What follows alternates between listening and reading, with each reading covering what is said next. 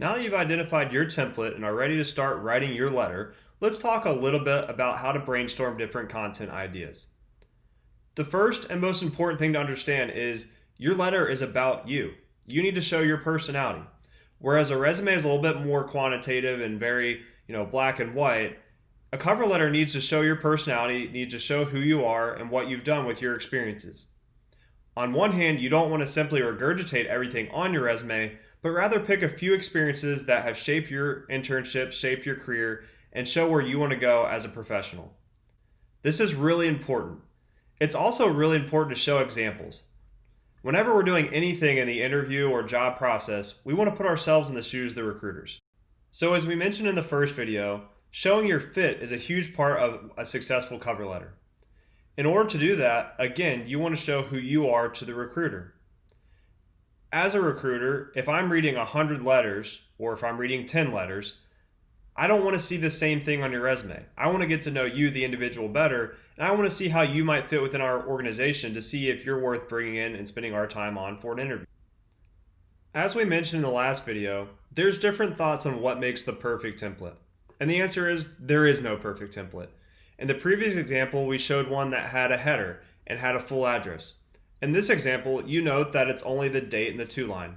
Again, you always want to check for your particular industry to make sure you're doing what is the standard. However, different industries are different, and in some, this is a perfectly acceptable letter. Regardless of how you format it with a header and an address, the rest of the letter is mostly going to look the same. In this example, you note that there's a date. A lot of times we get the question, what date should I put?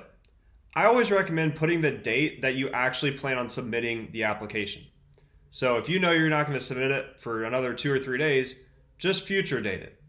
But make sure that that date is reflective of the application. In the second line, you'll see that it has the hiring manager. If you know who the hiring manager is, but you're not sure what gender pronoun they use to identify themselves, simply put their first and last name instead of Mr. or Mrs. If you are not sure who the hiring manager is, as is very common, especially with large corporate jobs, just put Dear Hiring Manager. That is perfectly acceptable as well. The next box you'll see is identifying the job title and company. Just like a base resume, it's very possible you'll end up having a base cover letter. For situations like this, it's very normal, especially as you apply to numerous jobs, but I always recommend highlighting areas that are going to be different for each letter, i.e. the date, the address, the name, and the job title and company. This serves as a reminder that you need to change that. As hard as it is to believe, I have been on hiring committees where we've seen people who've applied with the wrong title and company. That's not a good look. So in this first paragraph, again, you want to identify the job title, the company, but the second part is you want to have a nice little thesis statement to your letter. This is basically, in a nutshell, why you're applying, why you're excited, and lays out what you're about to discuss. The next paragraph, you want to tell a little bit about your story. If this is an internship, you can talk about a class that motivated you or someone in your life who has motivated you and inspired you to pursue this career. If you are applying for a full-time job, talk about your background, talk about an internship, a class and experience, a mentor, someone who motivated you.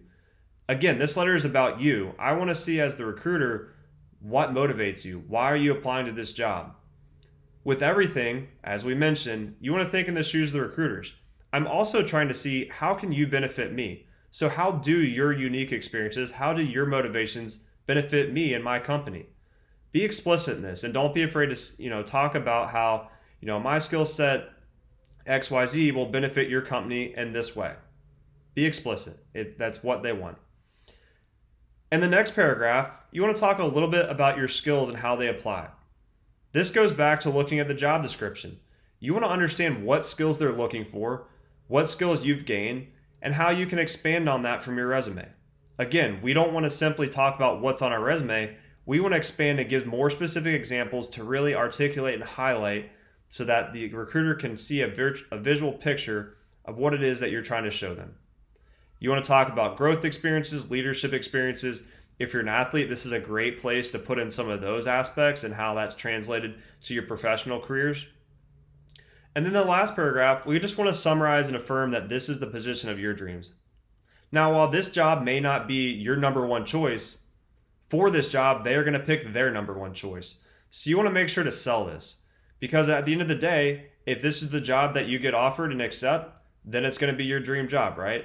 So make sure you sell that part and just really show that enthusiasm so they can feel that through your writing. And again, at the end, we talked about personal signature. This is a great place to just give a little personal touch and show them who you are and that you put some thought into your cover letter.